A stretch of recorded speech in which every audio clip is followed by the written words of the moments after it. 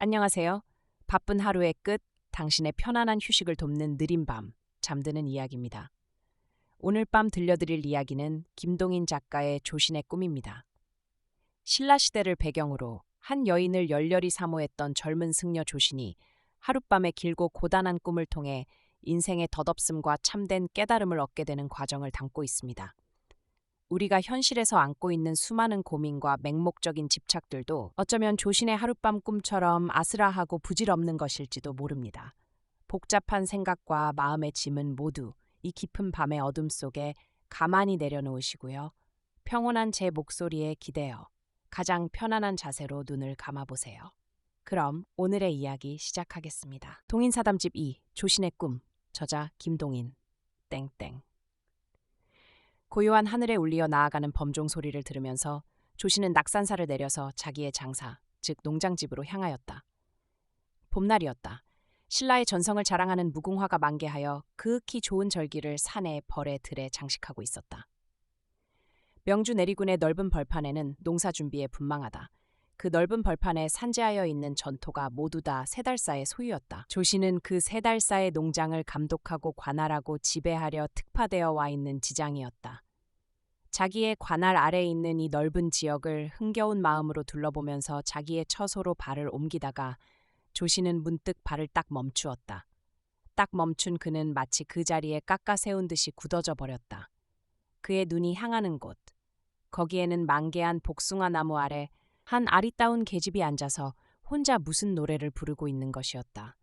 나이는 17~8, 옥 같은 살결이며 광채 있는 눈이며 삼단 같은 머리며 그야말로 선녀와 같은 아리따운 계집.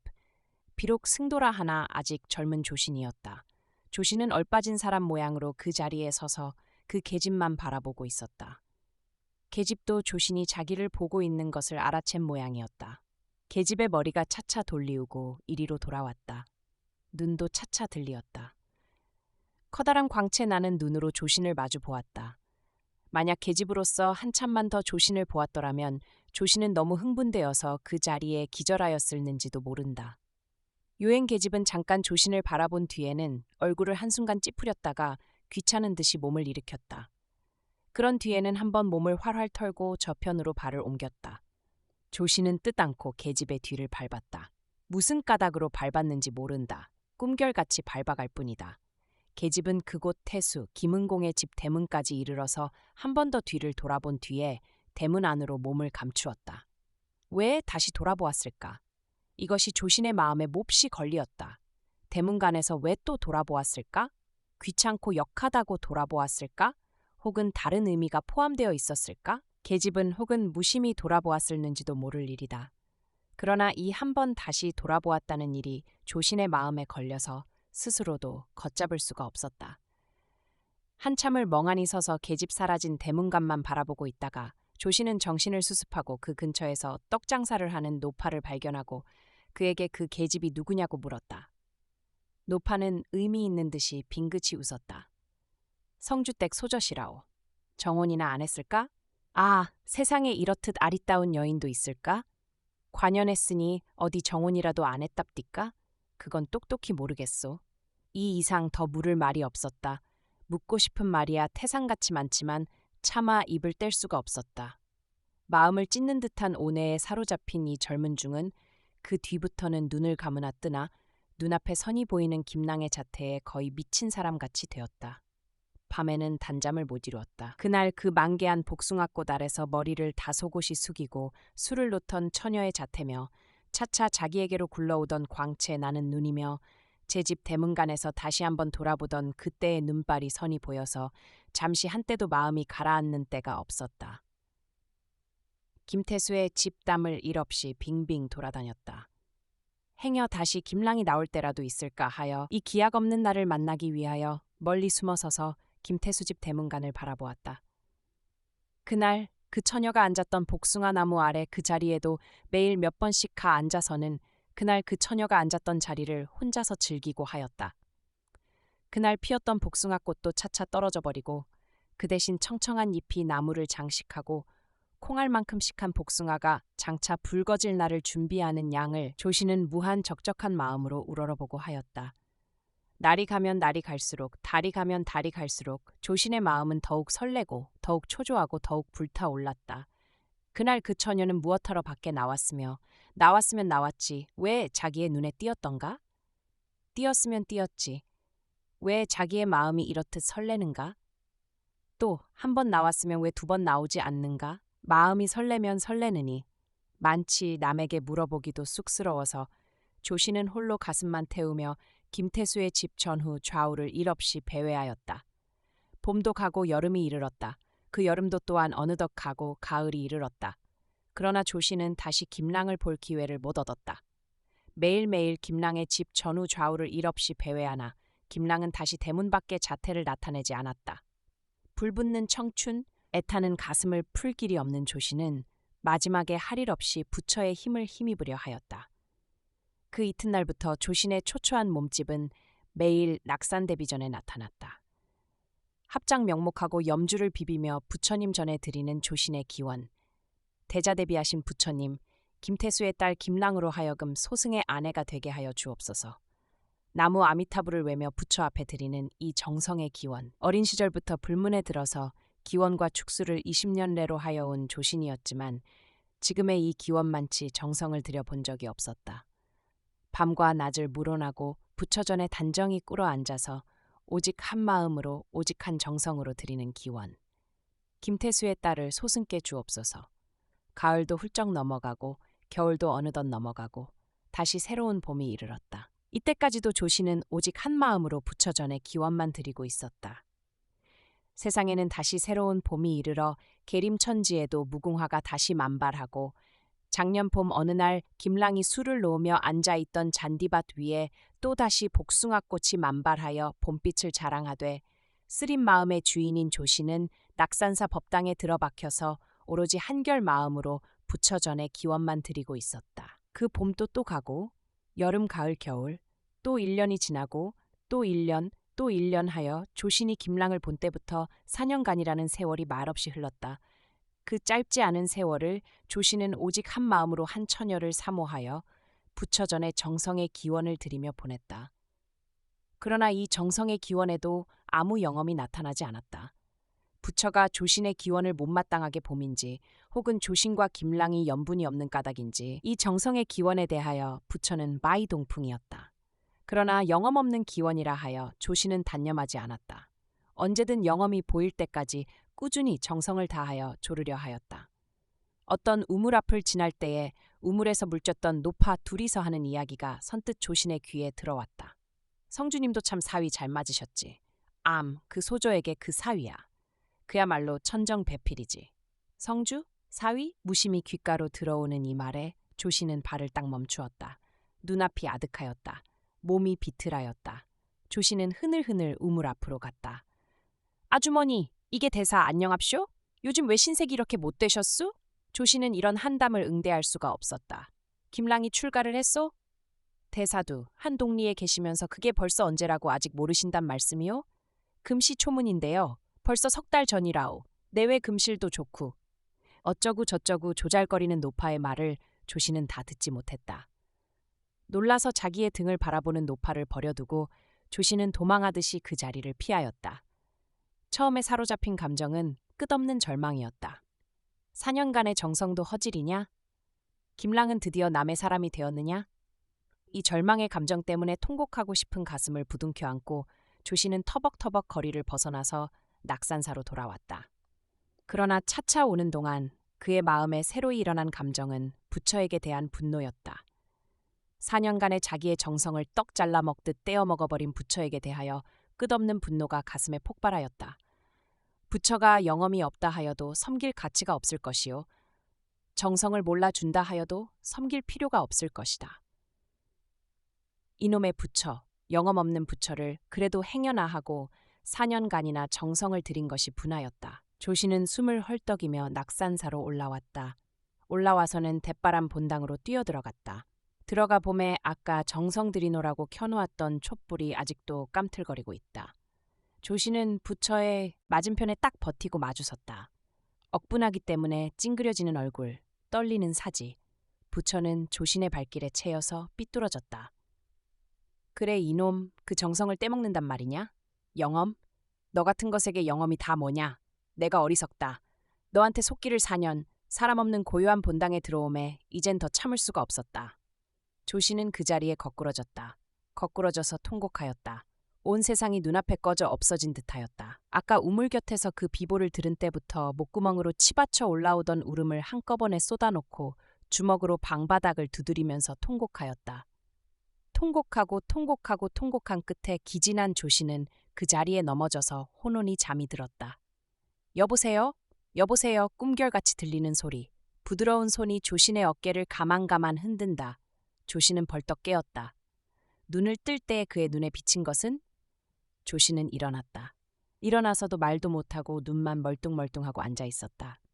그의 눈앞에는 그 사이 4년간을 오매불망하던 김랑이 와서 앉아 있는 것이었다. 아, 마치 밤벙어리였다. 대사, 머리를 푹 숙이는 김랑. 아, 웬일이시오? 대사, 용서하세요. 그 언제 대사를 한번 배운 뒤부터. 그 사이 4년간을 꿈같이 지내다가 부모님의 언명으로 출가라고는 했지만 김랑, 지금 몸을 빼쳐 도망해 왔습니다. 용납해 주세요. 말이 나오지 않았다. 이것이 꿈이냐? 꿈이면 깨지 말지어다. 조신의 두 눈에서는 눈물만 비오듯 하였다. 너무 격동된 찰나 입을 벌려도 말이 나오지 않았다. 그 저녁부터 조신의 그림자는 내리군 일대에서 사라져 없어졌다. 이튿날 조신과 그의 아내는 조신의 고향에 나타났다. 자그마한 오막살이를 하나 장만하고 그들은 여기 사랑의 보금자리를 이루었다. 한때 너무도 분하여 욕하였던 부처 이것만 지금 김랑이 제품으로 들어오고 보니 이것도 부처의 영엄이라. 조신이 비록 환속은 하였다. 하나 부처에 대한 정성은 다시 일어났다. 여보세요, 왜 그러우? 서로 마주 얼굴을 보고는 싱긋이 웃는 젊은 내외. 꿈과 같았다. 꿈과 같았다. 4년간을 밤낮으로 두고 사모하던 여인을 지금 집안에 데려다 놓고 아내라 부르게 되었으니 조신의 마음은 마치 하늘에 오른 듯하였다. 그날 벌어 그날 먹는 초라한 생활이었다. 아침에 나가서 벌지 않으면 이튿날 먹을 것이 없는 그들이었다. 그러나 그들은 이 생활에 만족하였다. 사랑하는 아내 있으니, 사랑하는 남편 있으니 고생이 고생답지 않았고 가난이 가난답지 않았다. 모든 것이 즐겁고 기쁘기만 하였다. 하루 종일 나가 벌어서 내일의 생활비를 구하여 가지고 피곤한 몸을 집으로 돌이킬 때는 신체는 비록 죽게 피곤했으나 마음은 희망으로 들뜨고 하였다. 집에서 기다릴 아내의 모양을 머리로 그려보면서 싱글벙글 집에까지 이르면 그의 젊은 아내는 문 밖에 나와 기다리다가 맞아들이는 것이었다. 얼마나 고나세요? 고나기는 뭘 그만 이래. 내어 던지는 이 말에 미소로써 응하는 젊고 예쁜 아내. 하루의 피곤이 무엇이랴. 이 미소를 만나면 해를 본 서리와 같이 흔적도 없이 사라지는 것이었다. 여보, 네? 전에 그때 말야. 그때란 언제란 말씀이야요? 아따, 그때가 언제야요? 에잇, 요것, 호호, 말씀하세요. 그때 왜 대문간에서 돌아보고는 그냥 들어갔소? 그럼 어떻게 해요, 안 들어가고? 무슨 말이라도 한마디 해보지, 망측해. 왜 당신은 아무 말씀도 못 하셨어요? 내야 중이 아닌가? 내야 처녀 아니에요? 지나간 시절에 첫 번 만났을 때를 회상하며 즐기는 젊은 부부. 여보 4년을 오죽이나 안달했겠소. 나는 중이요. 당신은 태수댁소죠. 이루기 힘든 이 소원을 이루어달라고 부처님께 억지를 쓸 때 오죽이나 애타고 속상했겠소? 그래도 당신은 사내라 마음대로 나다니시기나 했지 나는 나다니지도 못하고 꾹 박혀서 혼자 속을 끓이노라니. 4년 전의 상사를 다시 되풀이하는 젊은 부부. 이 한 쌍의 꾀꼬리에 노는 양의 동네의 처녀 총각들은 한숨을 쉬고 젊은 과부는 바람이 나고 할머니들은 수군거리고 영감네들은 웃었다. 이리하여 꿈에나 바랐던 행복의 세월은 고요히 흘러갔다. 세월은 흐르고 흘렀다. 4년간을 사모하던 두 사람이라 처음은 꿀과 같이 달았다. 그러나 현실이라는 괴로운 세계는 이 젊은 부부에게도 결코 주저함이 없었다. 1년이 지나고 2년이 지나고 3년, 4년, 5, 6년간은 그래도 사랑의 긴장이 계속되었다. 그러나 그 긴장 시기를 넘어서면서부터는 현실의 괴로움이 차차 이 젊은 부부의 생활을 위협하기 시작하였다. 그날 벌어서 그날 먹는 생활이었다. 어찌하여 하루를 벌지 못하면 이튿날은 벌써 끼니를 굶지 않을 수 없는 그들이었다. 사람의 몸은 무쇠가 아니라 때때로 병이 나는 때도 있었다. 날씨라는 것도 사람의 마음대로 할 수 없는지라 벌이를 못 나갈 때도 있었다. 이렇게 되면 그들은 쫄쫄 굶지 않을 수 없었다. 처음에는 비록 굶는 한이 있을지라도 서로 사랑의 긴장이 다분히 있는 동안이라 굶는 것도 그다지 쓰라리지 않았으나 그 긴장이 좀 풀리면서부터는 차차 짜증도 나기 시작하였다. 여보, 오늘 굶는구려. 그러니 할 수 있나? 할 수야 없지만 딱하지 않소? 벌써 사흘째구려. 사흘이 열흘이라도 내가 일어나야 어떻게든 하지. 몸이 아프니 어떡허우? 우리가 서로 만난 것이 불행이 왜다.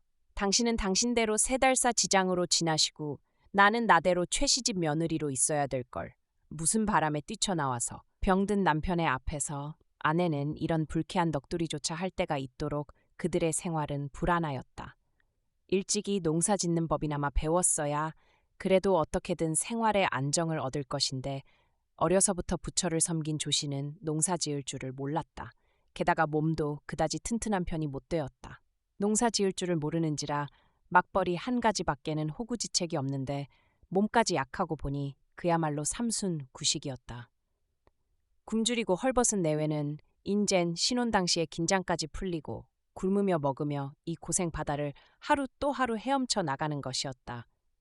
몸이 약하고 보니 식구는 단 둘이나마 그 두 식구의 호구조차 당할 수가 없어서 마지막에는 두 식구가 다 벌이로 나섰다. 아내는 뽀빨래, 콩바느질, 온갖 어려운 일을 다 하였다. 남편도 또한 힘이 자라는 온갖 일을 다 하였다. 그러나 푼푼이 버는 이 벌이로는 저축도 할 수 없고 겨울에는 헐벗어 떨고 밥 대신 죽으로 연명을 하여 가면서 허덕허덕 생활을 계속하였다. 그러는 동안 그들의 나이가 30곡에도 넘어서고 40곡에도 넘어섰다. 그들이 서로 만난 지 어느덧 30년이 지났다. 그때는 그들은 더불어 백발이 성성한 늙은 내외가 되었다. 그동안에 자식이 5이 생겼다. 15살 나는 마지를 비롯하여 5명의 자식이 올망졸망 그들의 곁에 있었다. 단 2 식구 때에도 호구가 곤란하던 그들이었다. 지금 도합 7 식구를 먹여 살리자니 입에 풀칠조차 힘들었다. 새벽 동틀녘쯤 되면 그들 늙은 내외는 뿔뿔이 헤어져서 벌이를 나간다. 벌이를 나갔다가는 저녁도 기울어서야 겨우 돌아온다. 어버이들이 벌이를 나간 뒤에는 좁고 어둡고 침침한 오막살이에는 5 아이가 눈이 힝하여 집을 지키고 있다. 배고프다고 보채는 갓난애로 비롯하여 조금 철이 들은 맞이에 이르기까지 모두 굶주린 배를 부둥켜 안고 어버이들이 벌어가지고 돌아올 쌀을 기다리고 있다. 날이 기울어서 그래도 제 집이라고 찾아 돌아오는 내외. 그러나 피곤한 그들은 서로 말을 주고 받을 겨를이 없었다. 말없이 우글우글 끓여서 들여놓는 죽밥을 말없이 퍼먹고는 다먹기가 바쁘게 자리 속으로 기어들어서 자고 마는 것이었다. 그리고는 이튿날은 또 날이 밝기도 전에 제각기 제 벌이를 하러 나가는 것이었다. 수년 내로 이 부부는 이야기다운 이야기를 서로 나누어 본 적이 없었다. 어떻게 해서 말을 한다면 짜증뿐이었다. 조씨는 때때로 한 길에서 벌이도 마음대로 되지 않을 때는 정신없이 앉아서 지난 일을 생각하여 보는 것이었다. 그렇듯 그리고 사랑하던 사람을 아내로 맞을 때에 어찌 오늘과 같은 참담한 날이 장차 있을 줄 꿈에나 생각했으랴. 봄동산과 같은 즐거운 꿈이 장래 영구히 계속될 줄만 믿었다. 그날의 검던 머리가 성성한 백발로 변한 오늘에 앉아 과거를 돌아보건대 무상의 한마디로서 끝이 날 것이다. 하기는 신혼한 뒤 한동안은 즐겁기도 하였고 재미나기도 하였다. 그러나 그 즐거운 기간이 단 며칠이었더냐.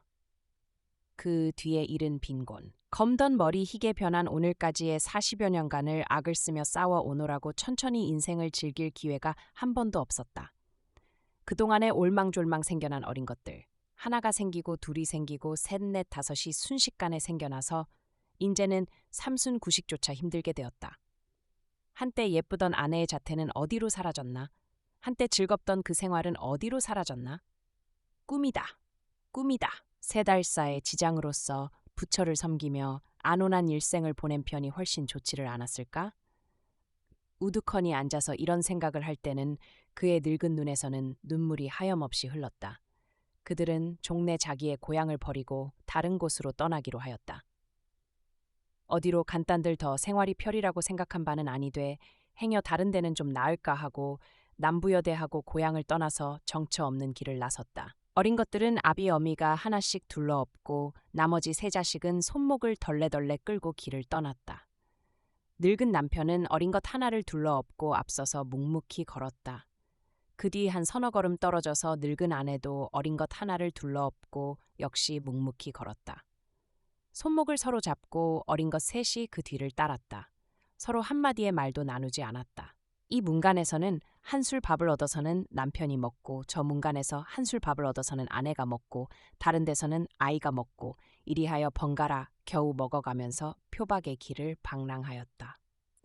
불행히 집을 못 얻어 만나는 때는 사흘을 굶기가 일쑤였다. 아빠, 배고파. 엄마, 다리 아파. 배도 고플 것이다. 다리도 아플 것이다. 그러나 배고프고 다리 아파도 그냥 가야 집을 얻어 만날 것이고 집을 얻어 만나야 입에 풀칠이나마 할 수 있는 형편이라 배고파도 그냥 가고 다리 아파도 그냥 가지 않을 수 없는 것이 그들의 운명이었다. 밤에는 벌에서 잤다. 자리가 있으랴, 이불이 있으랴. 하늘을 이불로 땅을 자리로 돌을 베개로 7식구가 굶주린 배를 부둥켜 안은 채 곤히 쓰러져 자는 것이었다. 어떤 해 가을날 그들의 표박에 바른 해연령에까지 이르렀다. 오늘 안으로 이령을 넘어서야겠는데 해는 벌써 서산으로 기울어지기 시작하였다. 자, 어서 가자. 늙은 남편은 앞서서 갔다. 그 사이 인가를 얻어 만나지 못해 굶은 지 나흘째였다. 어린 것 셋은 그래도 어떻게든 목을 좀 축이게 하고 15의 큰애와 늙은 내외는 그 사이 샘물로만 채우고 한 것이었다. 고개를 넘으려니 다리에 힘이 하나도 들지 않고 걸음마다 주저앉아지려 하였다. 그러나 이 고개를 넘지 않으면 여기서 7식구가 그냥 굶어 죽을 수밖에 없는 판이라 없는 기운을 다 내고 없는 악을 다 써가면서 가파른 영을 기어오르기 시작하였다. 그러나 얼마를 가지 못하여 맏아들이 불렀다. 아버지, 기운이 하나도 없는 소리였다. 그러나 아비는 돌아보지도 않았다. 어서 가, 아버지, 잠깐 쉬어서 가. 어서 가자. 그냥 갔다. 좀 가다가 돌아보니 아들이 보이지 않았다. 야! 불러보았으나 대답이 없다. 이놈 어디 갔어? 글쎄요. 아마 고나니까 쉬는 모양이지요. 애들아, 형 어디 갔나? 몰라요. 늙은 아비는 혀를 찼다. 그리고 업었던 애를 내려놓고 자식도 중얼중얼 욕을 하면서 다시 아래로 길을 더듬었다. 좀 내려가서 보니 아들은 아까 제 아비에게 쉬어가자고 청하던 그 자리에 엎드려 있다. 야! 대답이 없다. 아비는 가까이 갔다. 가서 발로써 아들의 엉덩이를 흔들었다. 야! 그러나 여전히 대답이 없다. 가슴이 철렁 주저앉아지며 아들의 머리를 축혀들고 보니 아들은 벌써 이 세상의 사람이 아니었다. 야, 이 자식아! 야야! 정신 차려! 밥이다! 부르짖어 보았으나 소년의 눈은 다시 뜨일 길이 없었다. 남편이 내려가서 다시 올라오지 않으므로 아내도 아이들을 끌고 뒤따라 내려왔다. 내외는 아무 말도 못하였다. 서로 얼굴만 바라볼 뿐이었다. 내외의 늙은 눈에서는 눈물만 연해 흘렀다. 이윽고 아내가 먼저 입을 열었다. 굶어 죽었구려. 거기 대하여 내어 던지는 남편의 대답. 굶기는? 오늘 아침에 2냉수를 2대접이나 먹었는데. 아내도 남편의 이 대답의 속뜻을 안다. 알므로 다시 아들의 불쌍한 주검편으로 머리를 돌이키고 말았다. 좌우간 이대로 버려둘 수는 없으니 길가에라도 묻어야지. 이게 웬일이요? 그렇고 그렇지. 웬일은 웬일? 좌우간 앞길이 바빴다. 죽은 아이는 죽은 아이려니와 여기서 지체하다가는 지금 겨우 아직 목숨이 붙어있는 사람들까지도 어찌 됐는지 알 수 없다. 그들은 없는 힘을 다하여 거기 구멍을 하나 파고 소년의 시체를 묻었다. 길이 바쁘기 때문에 다시 떠나는 그들. 그러나 발길이 내키지 않았다. 남편은 불쾌한 듯이 연애 코를 킁킁거리며 뒤도 돌아보지 않고 갔지만 아내는 돌아보며 산을 기어올랐다. 방랑은 그냥 계속되었다. 이리저리로 헐벗은 몸으로 굶주린 배로 방랑을 계속하는 이 6사람의 일행은 우곡현까지 이르러서는 더욱 큰 곤란에 직면하였다. 내외가 한꺼번에 병이 난 것이었다. 늙고 헐벗고 굶주리기 때문에 생긴 병이라 얼른 쾌차할 바가 못 되었다. 어떡하려우? 이제는 생활이라는데 기진맥진한 그들이었다. 움막이라도 치고 여기서 겨울을 날 밖에 없지. 나무 부스러기, 거적을 여기저기서 주워다가 되는 대로 움막을 하나 쳤다. 하여간 거처할 만한 움막이 생겼다. 움막은 생겼지만 벌이할 내외가 넘어졌으니 여섯 식구가 어떻게 입에 풀칠을 하나 할 일 없었다. 야, 너 나가 밥 좀 얻어와. 10살 난 계집애가 바구니를 끼고 나서지 않을 수가 없게 되었다. 겨우 10살 난 계집애가 나서서 얻어오면 얼마나 얻어오랴. 식구는 6명이라는 적지 않은 수요에. 되는 대로 거적을 둘러친 움막 안에서 병들은 늙은 내외는 나른히 누워서 앓고 있고 어린애 셋은 오들오들 떨면서 오그리고 있고 하늘에는 해가 있고 땅에는 곡식이 있다. 하지만 이 모든 천혜에 몇 감지 못하는 가련한 식구는 오직 10살 난 계집애가 바구니에 얻어가지고 올 양식의 분량을 상상하면서 그날을 보내고 있는 것이었다. 여전히 내외는 서로 말도 나누지 않았다. 말하자면 짜증이요. 짜증낼 기운도 지나였는지라 자리를 나란히 하고 누워 있으나 다른 나라의 사람 모양으로 서로 보지도 않았다. 자기네의 환경을 잘 아는 새 어린애는 조르지도 않고 콧물만 훌쩍거리며 묵묵히 있는 것이었다. 이 움막 안에서는 사람의 부스럭거리는 소리는 들렸으나 사람의 이야기 소리는 한때도 나본 적이 없었다. 웃음과 이야기를 잊어버린 생활. 이 식구의 얼굴에서 웃음의 그림자를 본 것은 벌써 수십 년 전이요. 그 뒤 아직 웃음이 나타나 보지 못하였다. 추워. 행인들은 두꺼운 옷에 쌓여서도 추위를 호소하는 겨울에도 이 움막에는 추위를 호소하는 소리조차 안 들렸다. 맨 땅 위에 거적을 깔고 역시 거적을 덮어서 겨우 추위를 지탱하기는 하지만 손가락 발가락이 모두 빠져나갔다. 그러다가 어른아이를 막론하고 말을 하는 사람이 없었다. 묵묵히 이 추위를 겪을 뿐이다. 몸을 사시나무와 같이 떨면서 하는 신음성을 약간 내는 뿐이었다. 그 어떤 겨울날 이 암담한 움막에서 또 한 개의 비극이 생겼다. 동양 바구니를 끼고 양식을 얻으러 나갔던 계집애가 동네 개에게 널쩍다리를 물려서 집으로 돌아온 것이었다. 돌아올 때는 겁결에 다른 박질로 돌아왔다. 총알과 같이 이 움막 안으로 뛰쳐들어왔다. 그러나 들어와서 넘어져서는 조금도 움직이지 못하였다. 아야, 기운 없는 신음성만 내기 시작하였다. 아버지 죽겠구나. 아이 어머니, 나 살려주 한마디 한마디씩 끊어서 내는 이 기운 없는 신음성. 그러나 어찌하랴. 부르는 아버지, 부르는 어머니, 다 역시 누워있는 몸이요. 그 아래로는 8살, 6살, 4살의 철없는 애들만 있는 것을. 계집애는 밤새도록 기운 없는 신음성을 계속하였다. 새벽녘에 가서야 신음소리가 안 들리게 되었다. 신음소리가 안 들림으로 잠이 들었나 하고 아비가 손을 더듬어 만져보니 계집애의 몸은 벌써 얼음장과 같이 차게 되었다. 야! 부르고 흔드나 대답이 있을 까닭이 없다. 밝은 날 아침 늙은 아내가 몸을 수습하며 일어나 앉았다. 여보세요. 왜 그러우? 오래간만에 서로 부르고 불리는 말이었다. 가만 생각하니 이젠 달리 방도를 대야겠소이다. 정색하며 하는 이 말에 남편은 머리를 기울였다. 어디 말해보. 우리가 처음 만날 때는 당신이나 내나 다 한창 청춘으로 살림도 재미나고 흥이 나지 않았소? 맛있는 음식 한 가지가 생겨도 서로 나누어 먹고 따뜻한 자리도 서로 함께 즐기고 그야말로 아기자기한 살림이 아니었소? 함께 만난 지 30년간의 정도 깊고 은혜도 깊어서 좋은 연분이라고 생각했더니 뜻밖의 병이 걸리고 몸이 쇠약하고 보니 굶주림과 추위가 심하고 남의 문전에 걸식을 하는 창피한 일까지 지금 겪고 있는 처지구려. 살림이 그렇게 되고 보니까 내 배고프고 아이들 배고프고 그것 채우기에 겨를 없으니 어느 여가의 내외간의 재미를 보고 서로 함께 담소할 때라도 있겠소? 웃음도 옛날 꿈이요, 담소도 옛날 꿈이요. 지금은 내게는 당신이 짐이 되고 당신께는 내가 짐이 된 셈이구려. 이미 이렇게 된 이상에 또 가만히 생각하니 장래 언제 다시 즐거운 날이 있겠소?